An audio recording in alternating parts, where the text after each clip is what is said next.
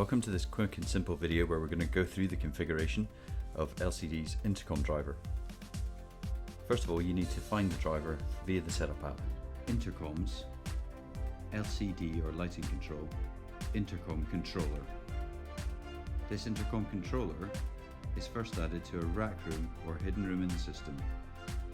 You can click straight through to the Go to Settings button and then add Crestron extensions and discover devices, which will start a discovery search on your local area network. You can end the discovery early if you know you've found all your devices, and these will be shown in a listing below. You can add individually or press Add All Extensions, which will add the extensions to the central driver. These extensions will come in showing the model name and the IP address of the driver.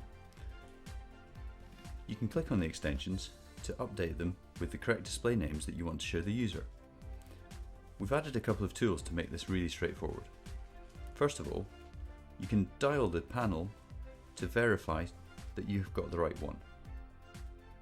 Secondly, we've put a listing of the room names from the system so that you can cut and paste them into the display name of the panel.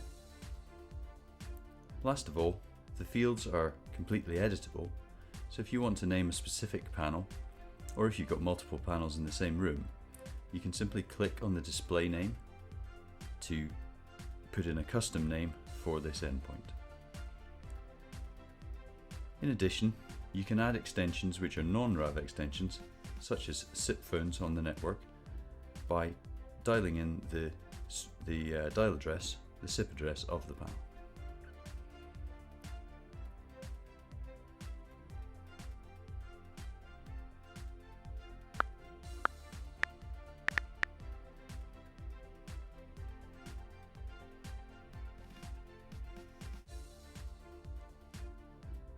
Once you've set up all your endpoint friendly names, you're ready to go. The next step is to add our intercom endpoint driver to the individual rooms where you have Rava panels. I'm going to call these Rava panels intercom in each of the rooms that I add them.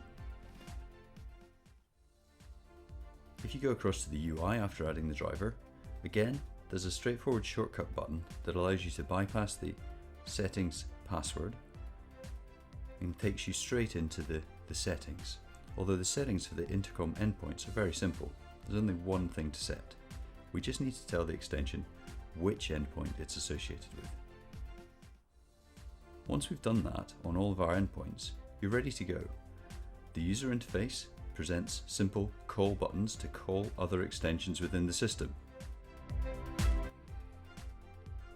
When you press to call another area, the panel will immediately call back to you, and you have to answer that before your call is set up to the far end. When the end user on the other end answers the call will be set up and can be ended by either user.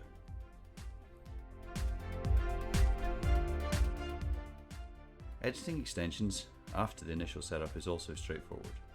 On the right hand side here, I've got the UI for the central controller app, and on the left hand side I've got one of the endpoint extensions.